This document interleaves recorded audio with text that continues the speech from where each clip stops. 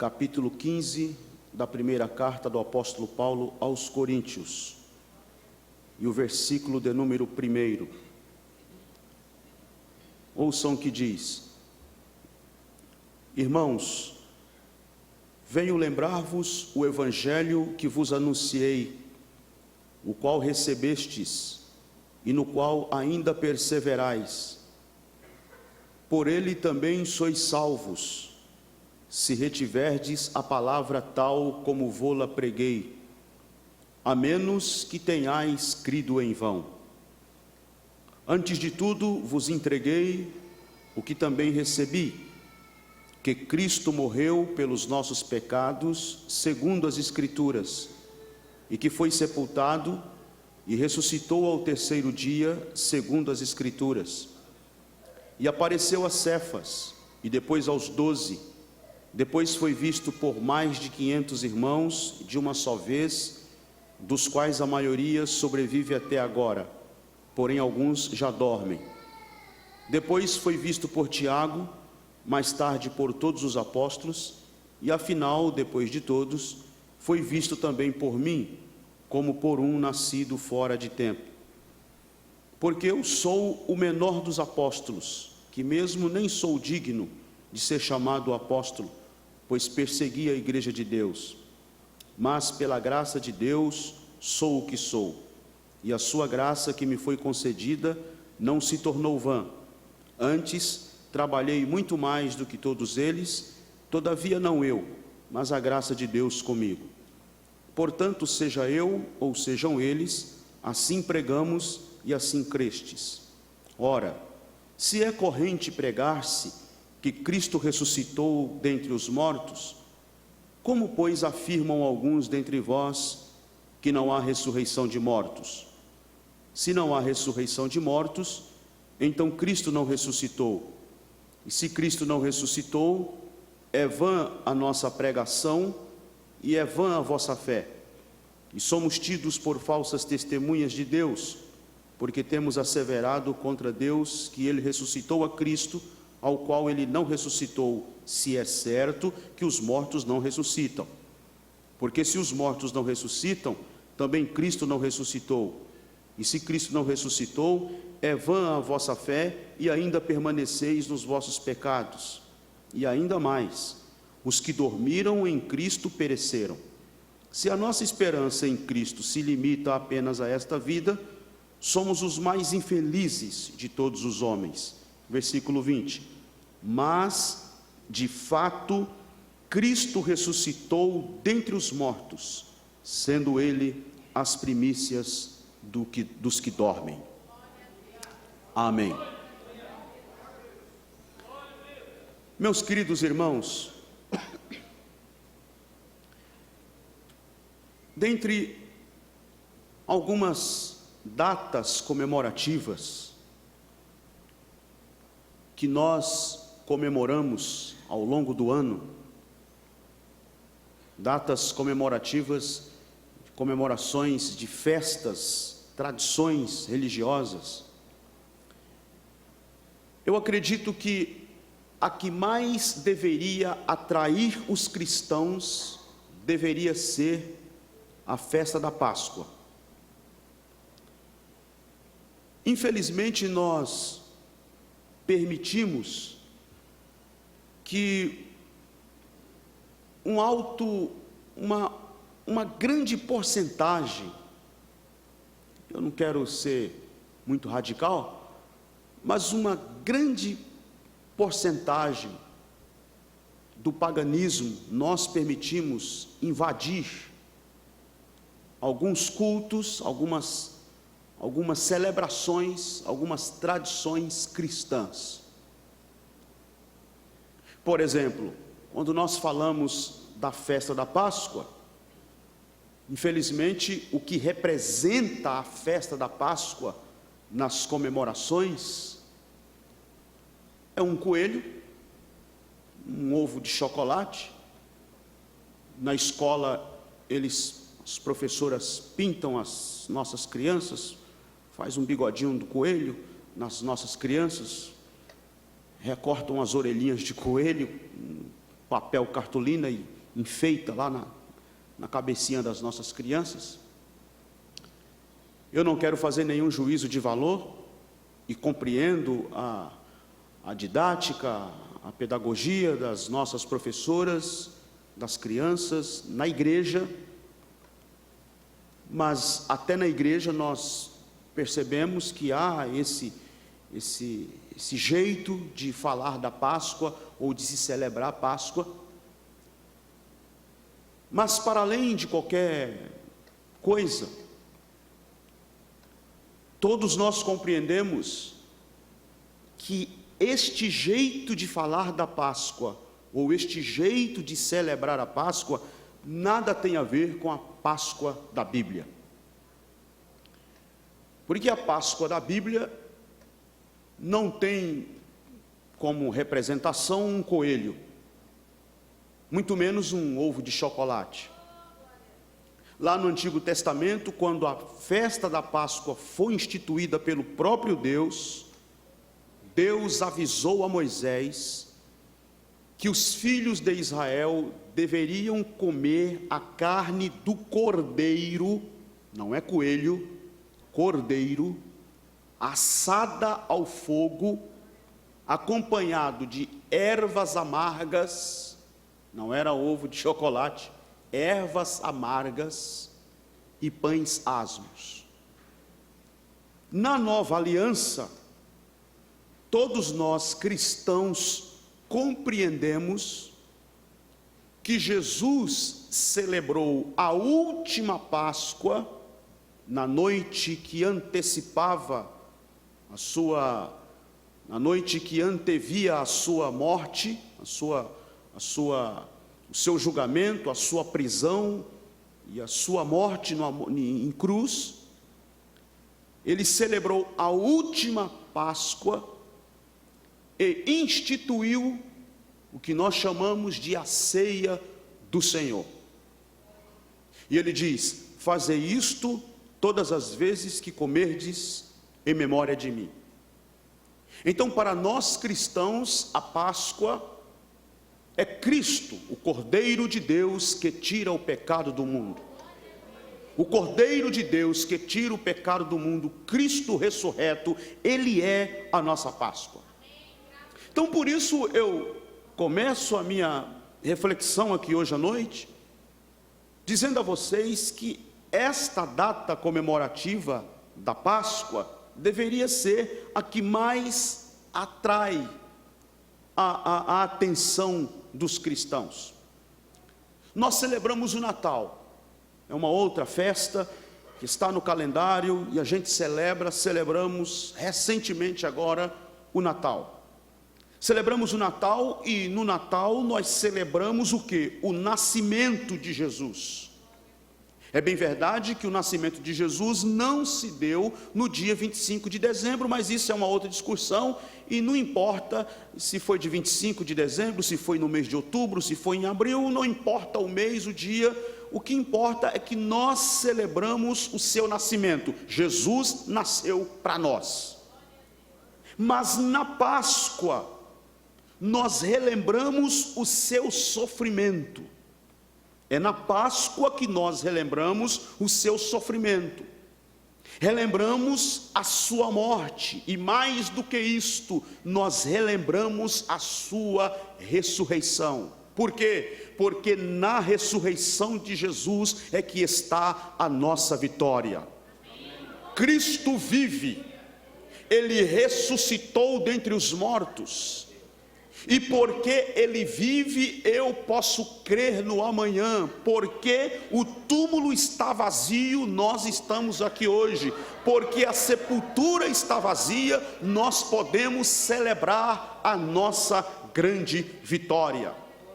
E o que é o texto do apóstolo Paulo que eu acabei de ler para vocês? Primeira carta aos Coríntios, capítulo de número 15.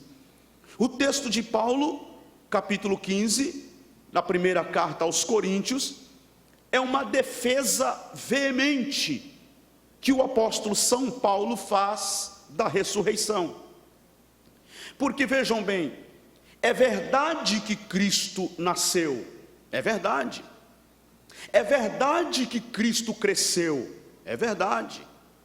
É verdade que Cristo viveu, é verdade que Cristo sofreu, carregou uma cruz pesada sobre os seus ombros, usou uma coroa de espinho que perfurou o couro cabeludo de sua cabeça e a sua face ficou banhada de sangue. É verdade que ele apanhou com chicote, que na ponta dos chicotes haviam lasca de madeira, pedaço de osso, chumbo, que rasgaram o corpo do nosso mestre, e ele ficou com o seu corpo todo rasgado, seu corpo todo dilacerado, esvaindo-se em sangue. Ficou uma espécie de um bolo de carne humana, completamente rasgada e machucada. É verdade que Cristo ficou pendurado em uma cruz, pregado entre dois ladrões, e lá naquela cruz, pendurado, os pregos que traspassaram as suas mãos e os seus pés. Numa sexta-feira à tarde, ele rendeu o espírito ao Pai, inclinou a sua cabeça e expirou, morreu. É verdade que Cristo morreu.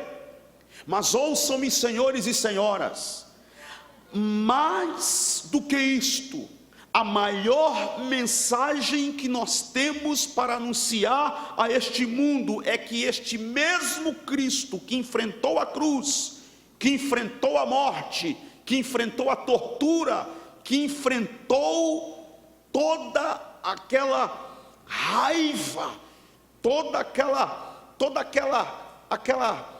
coisa cruel e macabra que foi a forma como os romanos torturaram o nosso Cristo. Esse mesmo Jesus ressuscitou dentre os mortos. Esta é a maior notícia, a maior mensagem que nós temos para anunciar a este mundo, é que Cristo ressuscitou dentre os mortos. E o apóstolo Paulo, quando escreve a primeira carta aos Coríntios, capítulo 15, que eu li para vocês, ele mostra para nós aqui alguns fatos inerentes ao Evangelho, alguns fatos importantes do Evangelho, que nós não podemos, em hipótese alguma, esquecer. Qual é o primeiro fato inerente ao Evangelho? Qual é o primeiro fato importante a ser lembrado no Evangelho? Primeiro fato importante a ser lembrado no Evangelho está no capítulo 15, que eu li para vocês, versículo de número 3, quando Paulo diz que Cristo morreu. Qual é o primeiro fato importante do Evangelho? Cristo morreu. Capítulo 15, versículo 3: antes de tudo vos entreguei o que também recebi, que Cristo morreu. E por que Cristo morreu? Cristo morreu, mas ele não morreu como uma pobre vítima do destino. Cristo morreu, mas ele não morreu porque foi um insurgente político, um subversivo político, que se deu mal com o Império Romano e terminou pendurado numa cruz. Não. Cristo morreu, mas Cristo não morreu por acidente. Não foi um acidente de percurso que levou Jesus à cruz do Calvário. O apóstolo Paulo, escrevendo estas palavras, ele nos explica, ele nos dá a razão, ele nos dá o motivo por que Cristo morreu. Ele diz: Cristo morreu. E por que Cristo morreu? Cristo morreu pelos nossos pecados. Qual é o primeiro fato importante ao Evangelho? Cristo morreu, e morreu pelos nossos pecados. No versículo de número 4, Paulo continua mostrando este primeiro fato importante do Evangelho, e diz que Cristo foi sepultado. Cristo morreu pelos nossos pecados, segundo as Escrituras. Cristo foi sepultado, e Cristo ressuscitou dentre os mortos, segundo as Escrituras. Eu gostaria que você prestasse bem atenção, porque Paulo faz questão de mencionar as Escrituras. Quer dizer, não é uma invenção minha. Eu não tirei isso aqui, sei lá de onde. Isso aqui não é uma imaginação minha, não é um argumento sem base que eu estou tentando passar para vocês. Paulo escrevendo para os crentes em Corinto. Cristo morreu pelos nossos pecados, segundo as Escrituras.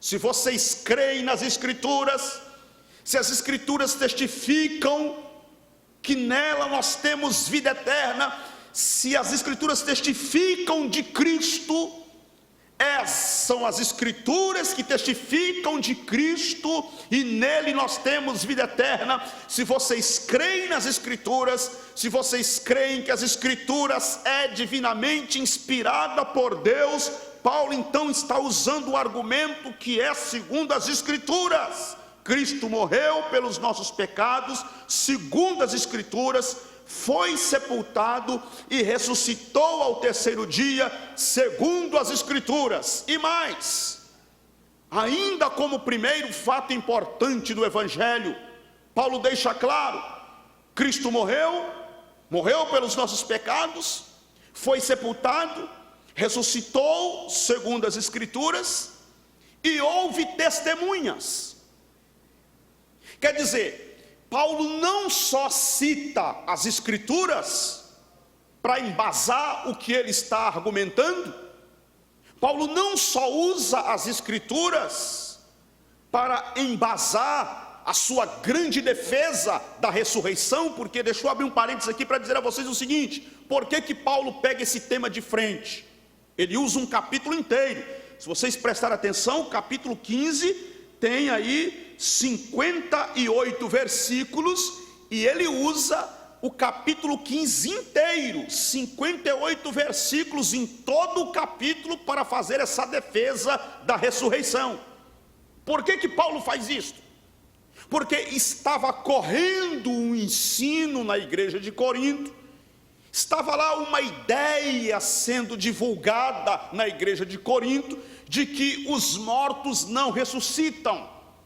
Não existe ressurreição de mortos, os mortos não ressuscitam. Na verdade, desde os dias em que Jesus ainda estava aqui, já havia esse pensamento. Os saduceus, por exemplo, os saduceus, que era uma outra ala, não eram os fariseus, os saduceus, que era uma outra ala lá dentro do judaísmo, tinha esta crença de que não existia ressurreição de mortos, os mortos não ressuscitam. E esse ensinamento estava permeando a igreja de Corinto, e as pessoas estavam aderindo a este tipo de mensagem, a este tipo de ensinamento: os mortos não ressuscitam. E aí Paulo começa pela ressurreição de Jesus. Ele usa a ressurreição de Jesus como grande trunfo, ele usa a ressurreição de Jesus como a principal garantia de que há sim ressurreição dos mortos. E ele começa a argumentar e fazer esta grande defesa de que os mortos ressuscitam.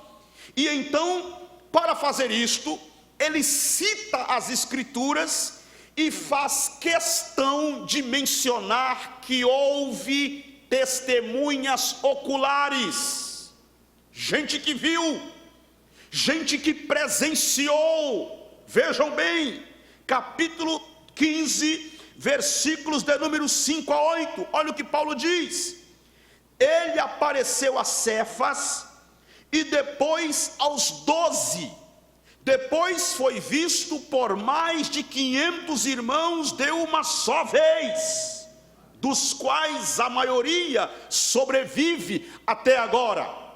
Vejam bem, Paulo cita que ele apareceu a Cefas, foi visto pelos 12, e depois apareceu para mais de 500 irmãos. Quer dizer, até aquele que tem uma tendência mítica, as escolas míticas, que não querem acreditar na historicidade de Jesus, no Jesus da história, que querem jogar todos esses eventos e todas essas narrativas na conta do mito, da ficção, mas até as escolas míticas vão ficar em situação difícil aqui agora, porque Paulo diz, ele apareceu para mais de 500 irmãos, quer dizer, se você tentar argumentar do ponto de vista mítico, que isto aqui é lenda, que isso aqui é ficção, eu te pergunto, como? Será que 500 pessoas combinaram? Porque até 1, 2, 3 podem combinar uma mentira. Eu acho que 2, 3, mesmo assim é complicado. Mesmo assim é muito complicado. O pastor Zé Wellington sempre usa uma expressão dizendo o seguinte: segredo entre duas pessoas, só se um morrer. Que é complicado. Mas você pode até combinar. Vamos combinar uma mentira aqui, vamos? 1 ou 2, 3, 2, 3 pessoas, a gente combina aqui uma mentira. Pode até funcionar, pode até dar certo. Mas será possível que 500 pessoas, 500 irmãos combinaram de mentir sobre a ressurreição de Jesus? Vamos combinar aqui, tem 500 irmãos aqui, nós 500 vamos combinar que vamos mentir que Jesus ressuscitou, sendo que ele não ressuscitou, mas nós vamos espalhar essa mentira, vamos contar essa mentira aí. Paulo está dizendo, é impossível. Ele apareceu a Cefas, ele apareceu aos 12, e ele foi visto por mais de 500 irmãos após a sua ressurreição. E Paulo ainda diz mais, dos quais a maioria vive até agora. Alguns já dormem, mas a maioria vive até agora. Quer dizer, quando Paulo escreveu, esta carta, a maioria deles vivem até agora. E ele segue no versículo do número 7, depois foi visto por Tiago, mais tarde por todos os apóstolos, e afinal, depois de todos, foi visto também por mim, como por um nascido fora de tempo. Ou seja, Cristo ressuscitou dentre os mortos, ele apareceu a Cefas, ele apareceu aos 12, ele foi visto por mais de 500 irmãos, e provavelmente Paulo estava se referindo a Atos capítulo de número 8, capítulo de número 1, versículo de número 8, porque em Atos capítulo 1, versículo de número 8 está escrito: recebereis o poder do Espírito Santo que há de vir sobre vós, e serão as minhas testemunhas, tanto em Jerusalém como em Samaria, em toda a Judéia e até os confins da terra. E o versículo 9 diz que, dita estas palavras, foi Jesus recebido em cima nos céus, e eles ficaram olhando para cima, e uma nuvem o encobriu da vista deles. Muito provavelmente Paulo estivesse se referindo a este dia em que Jesus proferiu as suas últimas palavras acerca do poder do Espírito Santo que haveria de ser derramado sobre a igreja, e imediatamente ascendeu aos céus. Queridos irmãos e irmãs, eu quero hoje à noite dizer a esta igreja de Jesus: nós não temos a menor dúvida, nós não temos nenhuma sombra de dúvida de que aquele andarilho que andou pelas ruas empoeiradas de Nazaré, da Galileia e de Jerusalém, nós não temos nenhuma dúvida de que aquele andarilho que curou o cego, que ressuscitou a Lázaro,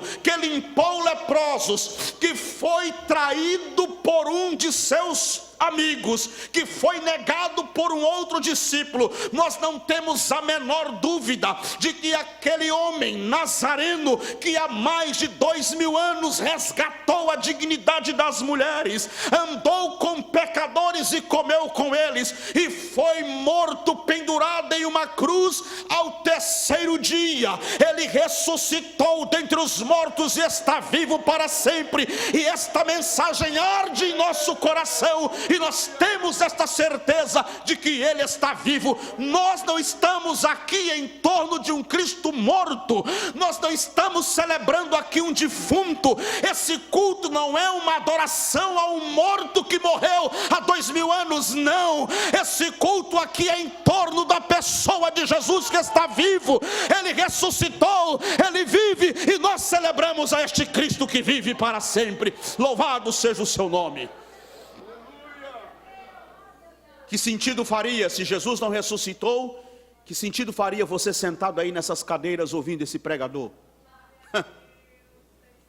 Se Cristo não ressuscitou, que sentido faria você sentado aí cantando os cânticos que acabamos de cantar agora há pouco? Que sentido faria se Cristo não ressuscitou? Esse culto seria um culto fúnebre. Nós estaríamos em torno de um defunto. Mas a maior mensagem que nós temos para anunciar a este mundo é que Cristo ressuscitou dentre os mortos. Portanto, a nossa pregação não é sobre um defunto. A nossa pregação não termina em um cadáver.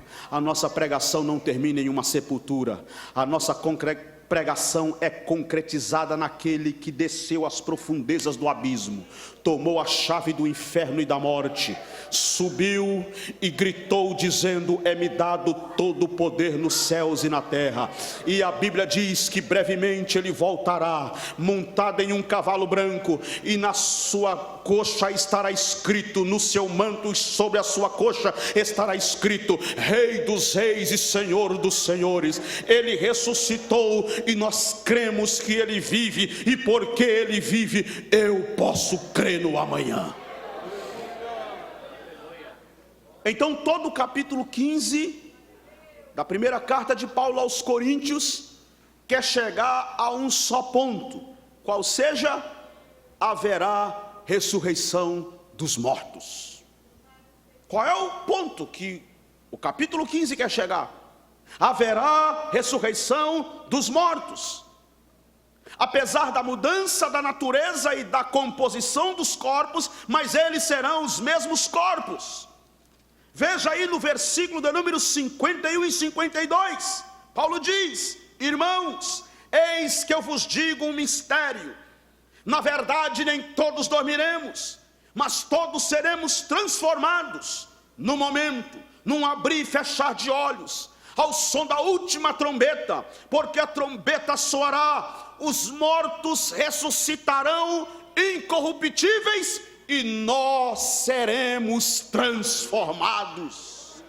Versículo 53, ele diz: porque é necessário que este corpo corruptível se revista da incorruptibilidade, e que o corpo mortal se revista da imortalidade. E quando este corpo corruptível se revestir da incorruptibilidade, e o que é mortal se revestir de imortalidade, então se cumprirá a palavra que está escrita: tragada foi a morte pela vitória. Onde está a morte, a tua vitória? Onde está a morte, o teu aguilhão? O aguilhão da morte é o pecado, e a força do pecado é a lei.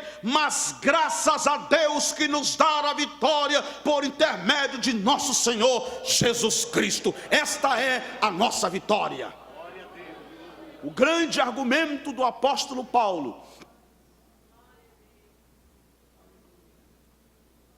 é a morte de Jesus Cristo. A morte de Jesus é o grande argumento dele. Por quê? Porque aqui está o fundamento da salvação. Sem a morte de Cristo não há salvação. Ele diz no versículo de número 2: porque por ele também sois salvos. Por ele também sois salvos, se retiverdes a palavra tal como vô-la preguei, a menos que tenhais crido em vão. Irmãos, versículo 1: venho lembrar-vos o evangelho que vos anunciei. Qual é o evangelho que Paulo anunciou? O evangelho que Paulo anunciou é que Cristo morreu pelos nossos pecados. Sem a morte de Jesus não há salvação. Sem a morte de Cristo não há salvação. E parece que é difícil para o homem compreender isto. Queridos irmãos, que coisa impressionante. Parece que só nas religiões antigas, parece que só nas tradições religiosas da antiguidade, e parece que só nas religiões de matriz afro, que existe, que pelo menos existia, esta crença dos rituais, dos sacrifícios, para agradar a divindade, para de algum modo alcançar salvação. E nós cristãos, pregando que Jesus é a salvação, Pedro pregou dizendo, perante o Sinédrio, ele defendeu dizendo que não há nenhum outro nome pelo qual importa que sejamos salvos, o nome de Jesus Cristo. Sem a morte de Cristo não há salvação.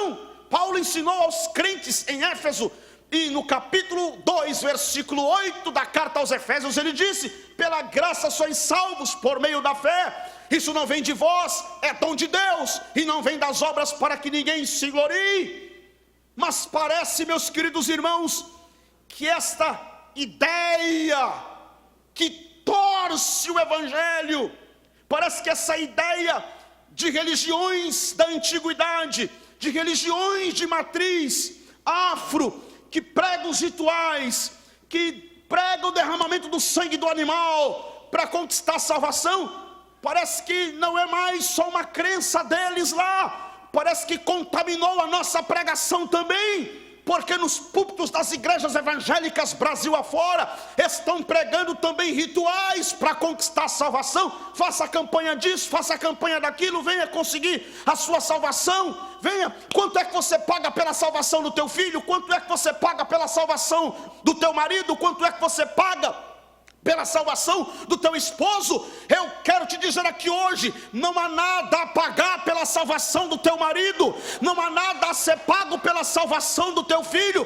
porque a salvação já foi conquistada na cruz, é mérito de Cristo, a conta já foi paga, já está tudo pago. Paulo, na carta aos Colossenses, capítulo 2, versículo 14, ele disse que Cristo removeu a cédula de dívida que era contra nós e cravou-a na cruz do Calvário. Está paga a dívida, está pago, nós não devemos absolutamente mais nada, porque o mérito é de Cristo. Ele conquistou na cruz a nossa salvação com a sua morte e o seu sangue derramado na cruz do Calvário. Agora resta nos levantar as mãos aos céus e dizer: graças te dou, ó Pai, porque me compraste pelo preço de sangue, e porque me compraste por preço de sangue, eu posso entoar louvores ao teu nome e dizer: livre, finalmente livre, pelo sangue de Jesus derramado na cruz do Calvário. Louvado seja o seu nome.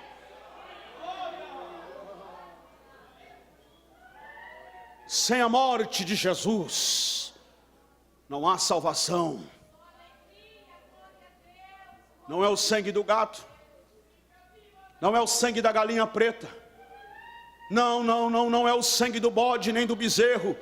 Com o seu próprio sangue ele entrou uma só vez no santuário e efetuou uma eterna redenção. Não é Paulo, nem Maria, nem mariolatria, nem catimbó, nem ergue, nem umbanda, nem quimbanda, nem zoroastro, nem Orfeu, nem Buda, nem Maomé. É Cristo, Ele é a porta, Ele é o caminho, Ele é a verdade, Ele é a vida, Ele é a salvação para toda a humanidade. Segundo, qual é o segundo fato importante ao Evangelho? O segundo fato importante do Evangelho é que Cristo morreu pelos nossos pecados. Eu já comentei isso com vocês aqui. Cristo morreu não como uma pobre vítima do destino. Cristo morreu pelos nossos pecados. Ele foi moído, foi torturado, foi espancado e padeceu naquela rude cruz por causa dos meus e dos teus pecados. A maldição de nós todos recaía sobre ele. Isaías, 750 anos aproximadamente antes dele, havia profetizado que ele, como ovelha muda perante os seus tosquiadores, não abriu a sua boca. Foi moído pelas nossas transgressões. O castigo que nos traz a paz estava sobre ele. Ele foi moído e esmagado na cruz do Calvário por causa dos nossos pecados. E isto implica dizer três coisas. Primeiro, ele morreu como nosso sacrifício. Isso está na primeira carta de Paulo aos Coríntios, capítulo de número 5, versículo de número 7, quando ele diz: lançai fora o velho fermento, para que sejais nova massa, como sois de fato sem fermento. Pois também Cristo, nosso Cordeiro Pascal, lembram que eu falei aqui no começo da minha pregação, que a nossa Páscoa é Cristo? Paulo está afirmando aqui, também Cristo, nosso Cordeiro Pascal, foi imolado. Segundo, Cristo morreu para nos redimir, e isso está na carta aos Colossenses, capítulo de número 1, versículos de número 13 e 14. Veja aí na sua Bíblia, Cristo morreu para nos redimir, para nos justificar. Carta aos Colossenses, capítulo 1, versículos de número 13 e versículo de número 14. Ele nos libertou do império das trevas e nos transportou para o reino do Filho do seu amor, no qual temos a redenção, a remissão dos pecados. E terceiro, Cristo morreu para nos propiciar. Primeira carta do apóstolo João, primeira epístola do apóstolo João, capítulo de número 4, versículo de número 10. Ouçam o que diz: nisto consiste o amor, não em que nós tenhamos amado a Deus, mas em que Ele nos amou e enviou o seu Filho como propiciação pelos nossos pecados. Ele é a propiciação dos nossos pecados. Por isso que no capítulo 2 desta mesma epístola, versículo de número 1, João diz: filhinhos meus, estas coisas vos escrevo para que não pequeis. Se todavia alguém pecar, temos um advogado junto ao Pai, Jesus Cristo justo, e Ele é a propiciação pelos nossos pecados, e não somente pelos nossos próprios, mas ainda pelos do mundo inteiro. Ele é a propiciação pelos nossos pecados. Portanto, meu irmão que me ouve hoje à noite, minha irmã que me ouve hoje à noite, se o diabo quer lhe culpar, se o diabo quer trabalhar na sua mente com a culpa, e quer incutir culpa no teu coração e dizer: você errou, você caiu, você pecou, você deslizou, não dê ouvidos ao diabo, não dê atenção ao sentimento de culpa que o adversário quer colocar em seu coração. Sabe por quê? Porque Cristo é a propiciação pelos nossos pecados. Ele arrebentou com as correntes do pecado e nos deixou livres. Nós podemos sim pecar, porque somos seres humanos falhos e pecadores, e somos mesmo pecadores, mas somos justificados pela graça misericordiosa, salvadora de Jesus Cristo. Somos justificados pela fé. Conta-se que Lutero, o grande reformador protestante, estava velhinho, no finalzinho de sua vida, já quase morrendo, e ele teve uma visão. Diz que o diabo entrou na presença de Lutero, no seu quarto, diante dele no leito em que ele estava deitado, e Satanás apareceu com uma lista enorme com os pecados de Lutero. E o diabo disse: está aqui, Lutero, todos os teus pecados. Você pecou tal dia, tal hora, tal mês, assim, assim, tudo que você fez ao longo de toda a sua vida eu registrei aqui. E então Lutero, com muito esforço, levantou um pouco a cabeça, olhou a lista do diabo e disse: mas você esqueceu de colocar uma coisa aí. E o diabo: não, eu não me esqueci de nada, tudo está aqui, todos os seus pecados eu registrei aqui. Esqueceu que você é humano e eu sou espírito, eu sei de tudo. Eu estou fora do teu tempo e eu sei tudo. Você pecou, você errou. Não adianta agora você querer dizer que está em paz, porque aqui estão os teus pecados. É o papel do diabo, ele é o acusador, e ele quer acusar você. Ele anda acusando e ele quer acusar você. Ele acusou Lutero, ele acusou todos os homens do passado, ele continua trabalhando para nos acusar. E Lutero então olhou e disse firmemente: não, Satanás, você esqueceu de colocar aí, mas se andarmos na luz, como ele na luz está, temos comunhão uns com os outros, e o sangue de Jesus Cristo, seu Filho, nos purifica de todo o pecado.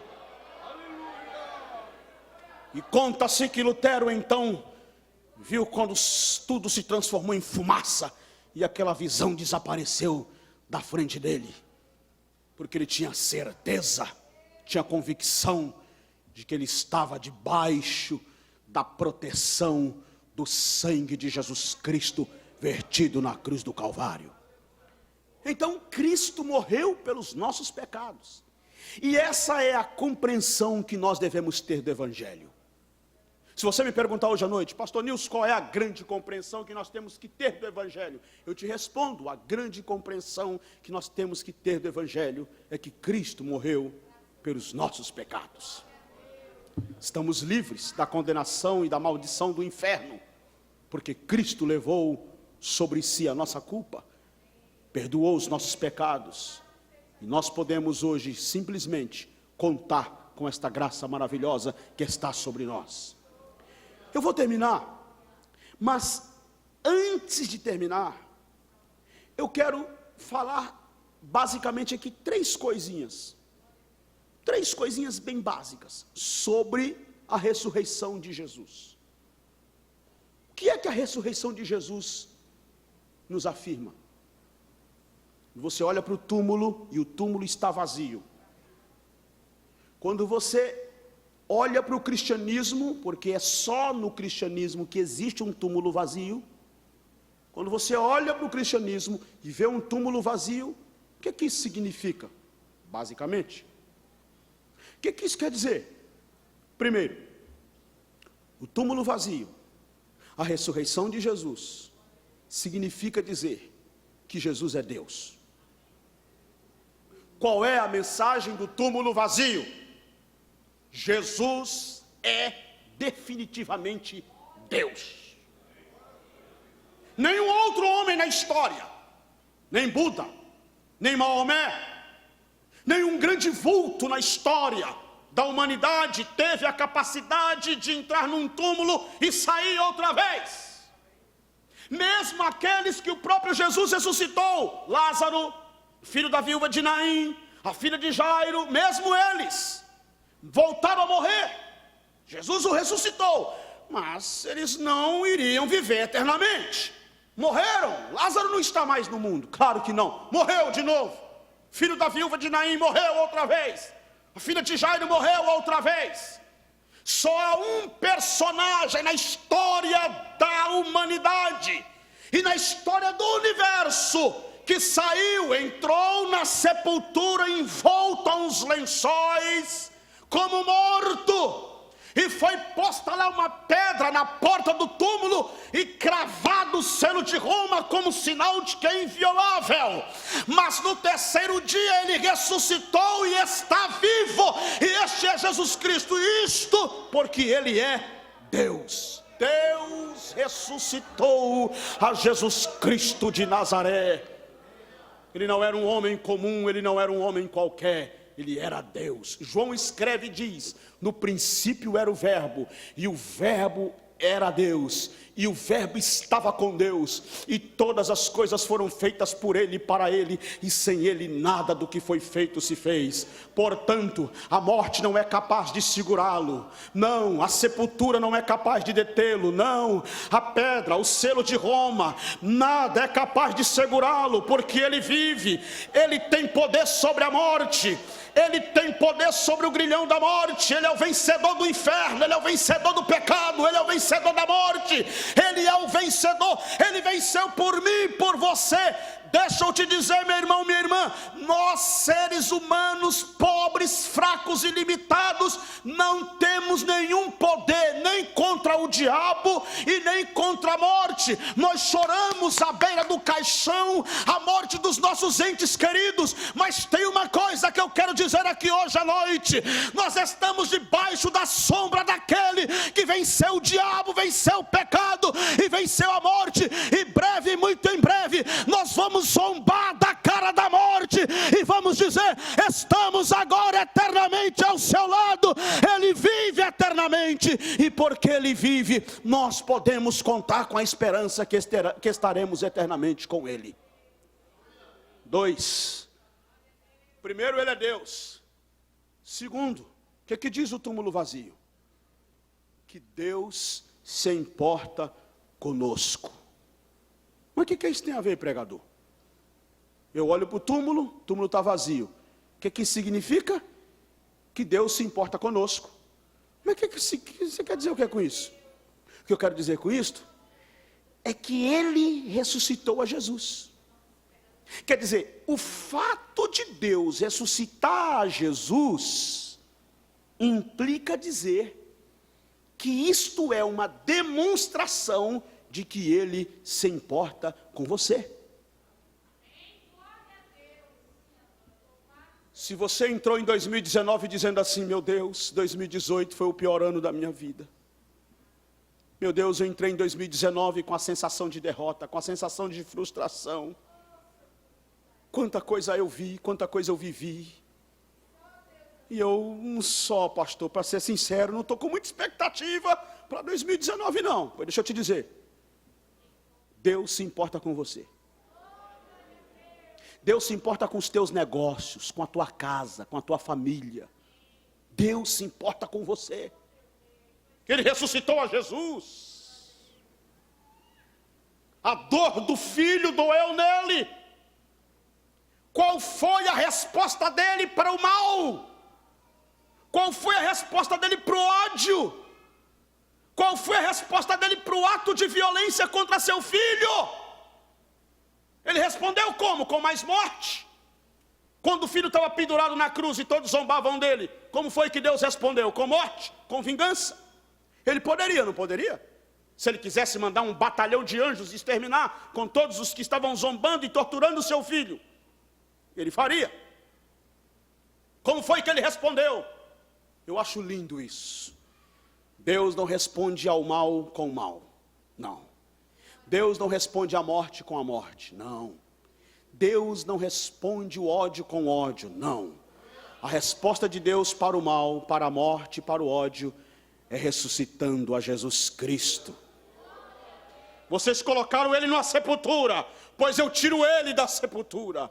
Vocês zombaram dele, tripudiaram sobre a sorte dele, pois eu faço triunfar, eu faço vencedor. E Paulo escreveu isso dizendo que Deus o Pai exaltou Jesus Cristo o Filho e lhe deu o nome que está acima de todo nome, pelo que todo joelho se dobrará e toda língua confessará que Jesus Cristo é o Senhor, para a glória de Deus Pai. Louvado seja o seu nome. Eu quero profetizar para você aqui hoje à noite. Levante a sua mão para o céu. Levante a sua mão, homem e mulher de Deus. Levante a sua mão, que eu quero profetizar para você aqui hoje à noite. Se você está vivendo momentos de angústia, de alguém que tripudia sobre a tua sorte, de alguém que zomba de você, eu quero te dizer: não deseje mal, não reclame diante de Deus dizendo eu quero vingança. Não use o jargão da teologia da prosperidade: eu vou colocar você no meu joelho, Deus vai fazer justiça. Não, não, não. Eu quero simplesmente te dizer: se alguém te humilha, há um Deus que te exalta. Se alguém te zomba, há um Deus que te toma pela mão direita, que te coloca de pé e que te diz: eu sou contigo, não temas, não pasme, nem te espantes, porque eu te ajudo. Eu creio nesta mensagem. Deus se importa conosco. O túmulo vazio diz que Deus se importa conosco porque Ele ressuscitou a Jesus Cristo Nazareno. Por último, o que é que o túmulo diz? Terceiro lugar, o que é que a sepultura vazia nos diz? Terceiro lugar, que nós podemos folgar com esperança, porque se o túmulo dele está vazio e se ele ressuscitou dentre os mortos, num desses dias a trombeta soará, os mortos ressuscitarão primeiro, depois nós, os que estivermos vivos, seremos transformados e arrebatados. E vamos nos encontrar com o Senhor Jesus Cristo nos ares. E assim estaremos para sempre com o Senhor. É essa a nossa grande esperança.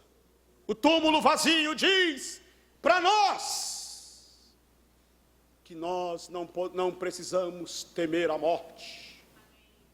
Não choramos pelos filhos que perdemos.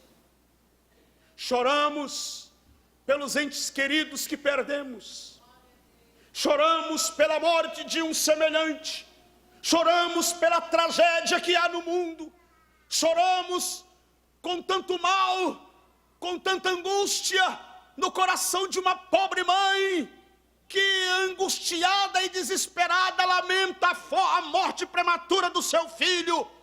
Mas vai chegar um dia, está escrito na Bíblia Sagrada, que nós estaremos eternamente com Ele, e Ele enxugará dos nossos olhos toda lágrima, e não haverá mais morte, não haverá mais pranto, não haverá mais choro, não haverá mais mães desesperadas chorando pelo seu filho, não haverá mais crianças mendigando nos faróis das cidades, não haverá mais mendigos morando na rua, não haverá mais transações de armas, dos cartéis de transações de armas e de drogas em redor do mundo, não haverá mais corrupções políticas, não haverá mais governos de injustiça.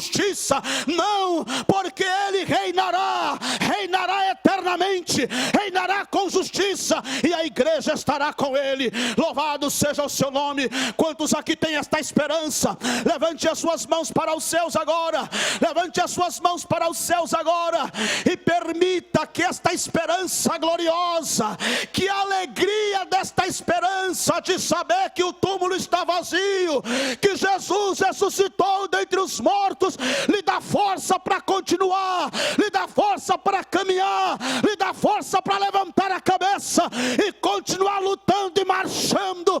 As lutas vêm, mas aquele que venceu a morte está conosco e está do nosso lado e nos garante a vitória.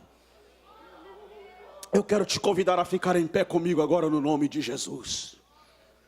Oh, aleluia, oh, aleluia. Glória a Deus. Eu quero orar com a igreja nesse instante. O pastor me deu a liberdade para orar, para fazer inclusive até o convite. E eu quero convidar as pessoas que estão aqui hoje, que não entregaram a sua vida a Jesus, para virem aqui à frente. E quero convidar também você, meu irmão, minha irmã, que veio aqui neste culto hoje, e você diz assim: Senhor, eu preciso desta esperança cada vez mais acesa no meu coração.